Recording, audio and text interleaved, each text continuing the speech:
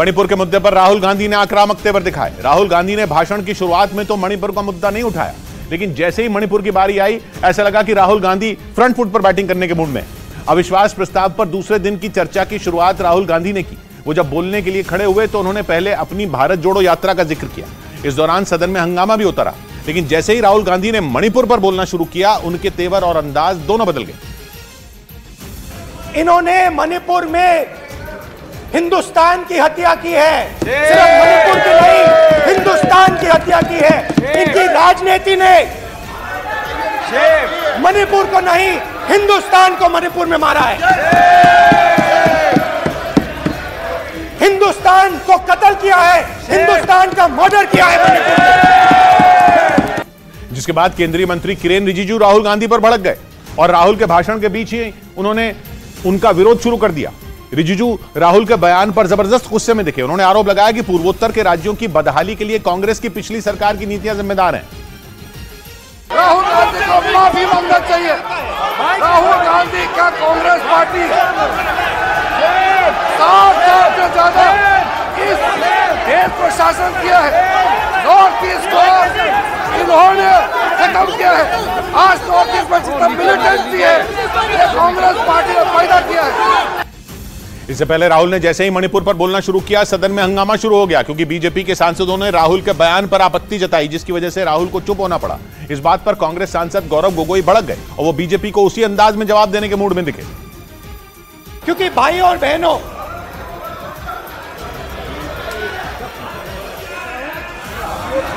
अध्यक्ष महोदय, अब पूरा सूद समेत जवाब तुमको मिलेगा।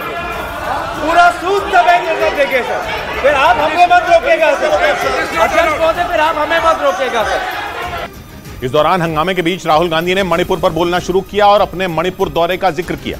राहुल अपने मणिपुर दौरे पर रिलीफ कैंप में गए थे, जहां वो हिंसा पीड़ितों से मिले थे। उन्होंने उसी मुलाकात का जिक्र करते हुए हिंसा पीड़ित 2 महिलाओं का दर्द सदन के सामने रखा, जिसके बाद उन्होंने आक्रामक तेवर दिखाते हुए सरकार को घेरा। इसके बदले में बीजेपी ने राहुल पर पलटवार करने के लिए राजस्थान का मुद्दा उठा दिया। मणिपुर नहीं बचा है। मणिपुर को आपने 2 भाग में कर दिया है। मणिपुर को आपने बांट दिया है, तोड़ दिया है। मैं मणिपुर में रिलीफ कैंप्स में गया। रिलीफ कैंप में आज जा रहा हूं। वहीं मणिपुर के मुद्दे पर सदन में राहुल गांधी और स्मृति ईरानी के बीच जोरदार जबानी जंग हुई। राहुल गांधी के आरोप का जवाब देने खड़ी हुई स्मृति ईरानी के तेवर भी राहुल गांधी की टक्कर के नजर आए और जिस अंदाज में राहुल ने मणिपुर के मुद्दे पर सरकार को घेरा, स्मृति ईरानी ने उसी अंदाज में उन पर पलटवार कर डाला। एक मेरी मां यहां बैठी है, दूसरी मां को आपने मणिपुर में मारा है।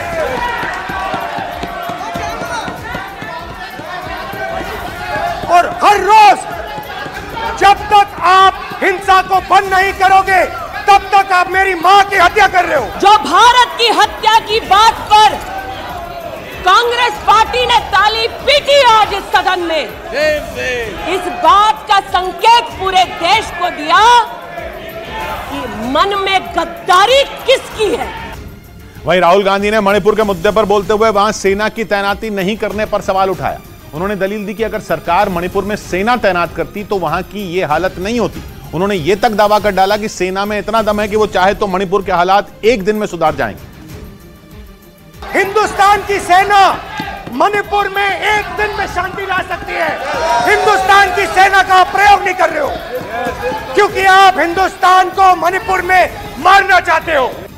वहीं राहुल गांधी ने सदन में जारी बहस के दौरान मणिपुर हिंसा के अलावा हरियाणा में हुई हिंसा का भी जिक्र किया।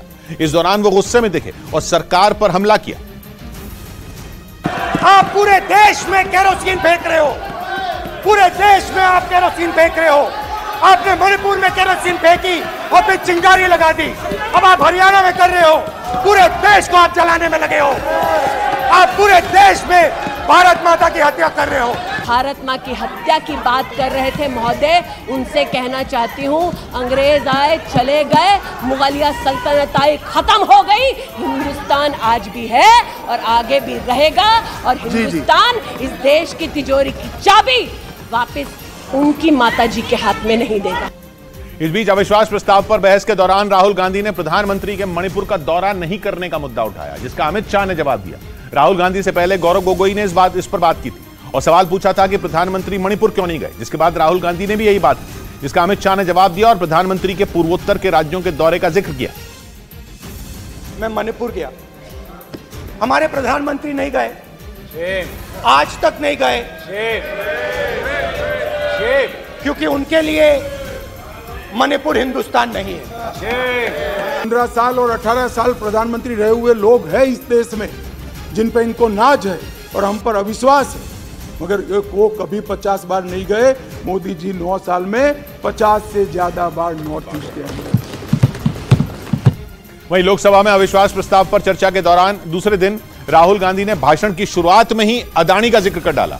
उन्होंने सबसे पहले अपनी संसद सदस्यता बहाल करने के लिए स्पीकर का शुक्रिया अदा किया, जिसके बाद उन्होंने अपने पिछले भाषण का जिक्र किया और राहुल के ऐसा करते ही संसद में हंगामा शुरू हो गया, क्योंकि उस भाषण में राहुल ने अदानी का मुद्दा उठाया था। इस बार भी राहुल ने अदानी का जिक्र किया, लेकिन बहुत ही कम वक्त के लिए, क्योंकि कांग्रेस ये अविश्वास प्रस्ताव मणिपुर में हुई हिंसा पर चर्चा के लिए लाई।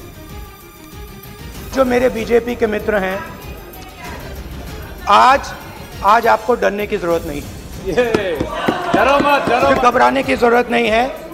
आज मैं अपना भाषण, मेन जो भाषण है वो अदानी जी पे नहीं बोलने जा रहा हूं। आप छोड़िए, तो आप रिलैक्स कर सकते हैं, आप शांत रह सकते हैं। यही नहीं, इस दौरान राहुल गांधी का शायराना अंदाज भी नजर आया। हंगामे के बीच राहुल ने लोकसभा की पिछली बातों को याद किया और पिछली बार से अलग अंदाज में अपनी बात कहनी शुरू की। रूमी ने कहा था, जो शब्द दिल से आते हैं वो शब्द दिल में जाते हैं। तो आज मैं दिमाग से नहीं बोलना चाह रहा हूं, मैं दिल से बोलना चाह रहा हूं। वहीं अविश्वास प्रस्ताव पर बहस के दौरान राहुल गांधी ने अपनी भारत जोड़ो यात्रा के कई अनुभव साझा किए। उन्होंने सदन में भारत जोड़ो यात्रा के दौरान जिन जिन लोगों से मुलाकात की उनके बारे में बताया और भारत जोड़ो यात्रा के पीछे का अपना मकसद भी बताया।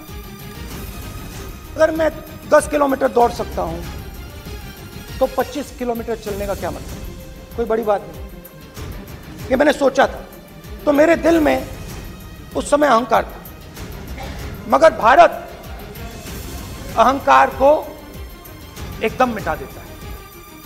इस बीच अविश्वास प्रस्ताव पर बहस के दौरान केंद्रीय मंत्री स्मृति ईरानी ने राहुल गांधी पर सदन में अभद्र व्यवहार करने का आरोप लगाया। उन्होंने बहस के दौरान ही स्पीकर के सामने यह मुद्दा उठाया। स्मृति ईरानी के बोलने से ठीक पहले राहुल का भाषण हुआ, जिसके बाद स्मृति ईरानी बोलने खड़ी हुई और थोड़ी देर तक राहुल भी सदन में मौजूद रहे, लेकिन बाद में वो चले गए। हालांकि जिस समय स्मृति ईरानी ने राहुल गांधी पर आरोप लगाया वो सदन में मौजूद नहीं थे। स्मृति ईरानी ने आरोप लगाया कि राहुल गांधी ने सदन से जाते समय फ्लाइंग किस का इशारा किया। यह आरोप लगाते हुए उन्होंने राहुल गांधी और उनके परिवार को घेरा। ऐसी गरिमा विहीन आचरण को इस देश के सदन में कभी नहीं देखा गया।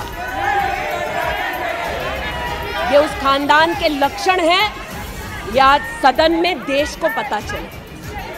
वहीं स्मृति ईरानी ने जैसे ही सदन में राहुल पर यह आरोप लगाया, कांग्रेस और बीजेपी के बीच जबानी जंग छिड़ गई। बीजेपी की सांसदों ने इसकी शिकायत लोकसभा स्पीकर और ओम बिरला से की और मांग की कि वो सदन की सीसीटीवी फुटेज चेक करें और राहुल गांधी के खिलाफ एक्शन लें, लेकिन कांग्रेस ने राहुल गांधी पर लगे आरोप खारिज कर दिए।